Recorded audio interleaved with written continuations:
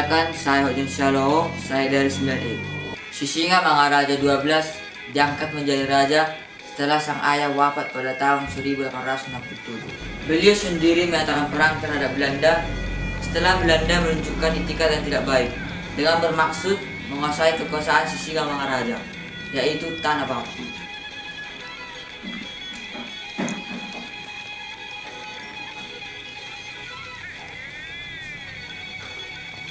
Beliau pun tak terima dan mulai melancarkan serangan terhadap pos Belanda bersama rakyat Tapanuli di Bahal Batu. Tahun 1877 mulailah Perang Batak yang terkenal itu, yang berlangsung 30 tahun lamanya. Dimulai di Bahal Batu, Umbang, dan daerah lainnya di Tapanuli.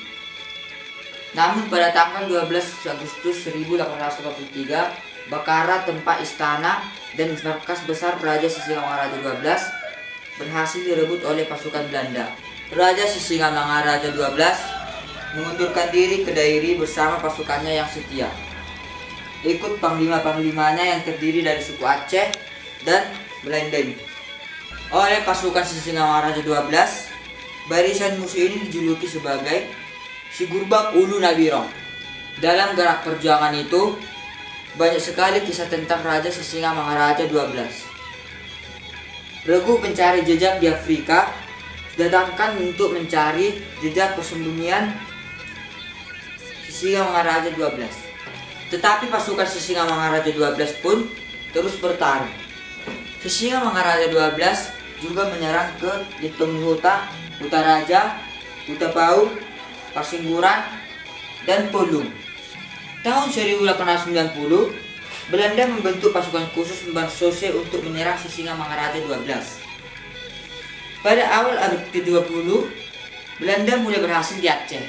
Pada tahun 1907, pasukan Belanda yang dinamakan oleh Kolonel Macan atau Brigjen Setan mengepung Sisingamangaraja 12. Tetapi beliau tak bersedia untuk menyerah. Ia bertempur sampai titik darah penghabisan.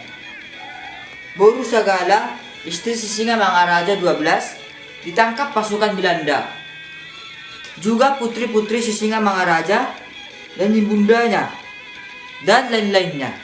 Di tahun yang sama, di kali air Siburbulon di suatu desa yang namanya Sionom Hudun, di perbatasan Kabupaten Tapanuli Utara dan Kabupaten Dairi yang sekarang, gugurlah Sisingamangaraja 12 oleh peluru Marsuse di Belanda pimpinan Kabupaten Kristopen. Beliau gugur bersama dua putranya, Patuan Nagari dan Patuan Anggi, serta putrinya Lopian. Konon Raja Sisingamangaraja 12 yang kebal peluru tewas terkena peluru setelah terpercik darah putrinya Lopian yang gugur di pangkuannya. Pengikut-pengikutnya berpencar dan berusaha terus mengadakan perlawanan. Sedangkan keluarga Sisingamangaraja 12 yang masih hidup ditawan, dihina, dan dinista. Mereka pun ikut menjadi korban perjuangan. Sebelum beliau gugur, pernah penjajahan Belanda menawarkan perdamaian kepada beliau dengan imbalan yang cukup menggiurkan. Beliau ditawarkan dan dijanjikan akan diangkat sebagai Bang Sultan. Tetapi Raja Sisingamangaraja 12 menolak. Ia berpendirian, lebih baik berpulang tanah daripada hidup di perpaduan penjajah. Raja Sisingamangaraja gugur tepatnya pada tanggal 17 Juli 1907. Sekedar informasi, Raja Sisingamangaraja 12 lahir dengan nama Patuan Bosar Opu Boru Situmorang. Sebagai orang Batak, banyak hal yang dapat saya pelajari dari Raja Sisingamangaraja 12. Beliau mengajarkan pada saya bahwa tanah air dan harga diri bangsa lebih berharga dari jabatan setinggi apapun. Beliau memberikan contoh kepada saya bahwa semangat patriotisme dan pengadilan sangatlah penting untuk membangun bersama negeri ini. Tidak hanya beliau, keluarga dan para pengikut-pengikut beliau juga sangat setia terhadap bangsa ini. Kita harus patut bersyukur bahwa pada zaman sekarang ini kita tak perlu angkat senjata untuk melawan penjajah.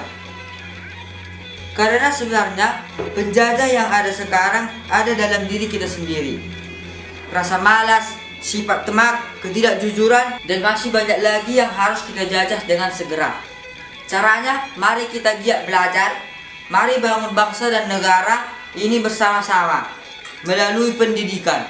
Mari ubah mental kita, ubah kebiasaan buruk kita dari sekarang.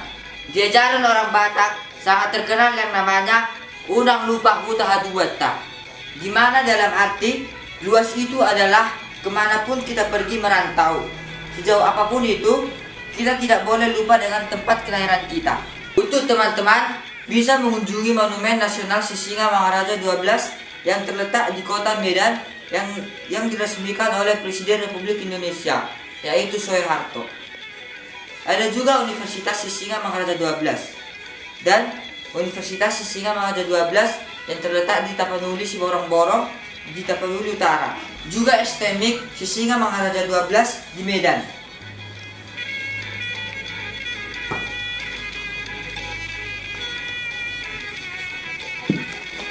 Demikian cerita saya tentang Sisingamangaraja 12. Horas, horas, horas.